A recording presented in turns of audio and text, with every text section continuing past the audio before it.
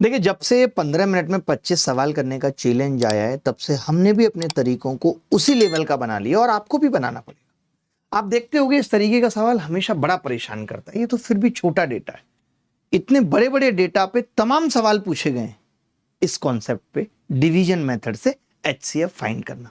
तो बस हम ले आए इसका तोड़ क्या है कि आप देखते होंगे कि भाग विधि से जब हम HCF निकालते हैं तो हम ऐसे 3 घोंसले बनाते हैं।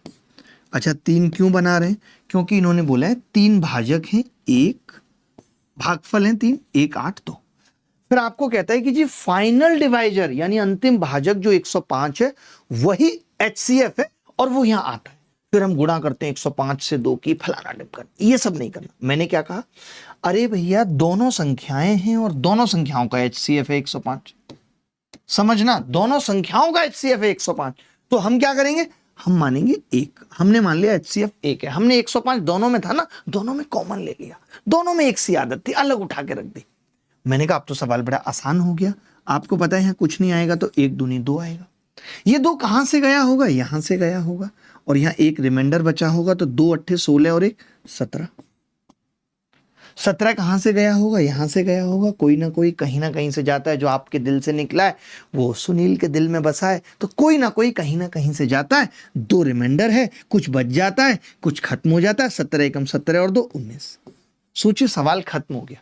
आप कहेंगे क्या आई दोनों संख्याएं, ये तो बताओ। दोनों संख्याएं आ गई 17 और 19, लेकिन कब आई, जब मैंने HCF 1 माना। लेकिन HCF तो क्या है, 105 है, तो इन दोनों संख्याओं को 105 से गुणा कर दो। आप कह सकते हो एक संख्या होगी 17 गुणा 105, एक संख्या होगी 19 गुणा 105। लेकिन कमाल की बात देखो, सवाल में ये पूछा है कि दोनों संख्याओं का योग क्या है, तो पहले ही आप इन दोनों का योग कर लो। 19 और 17 का योग करोगे 36, 36 गुणा 105। अब 36 की 100 से गुणा 3600, 5 से 180, तो ये आ गया 3780। बोलो कैलकुलेशन को मजाक बना दिया कि नहीं?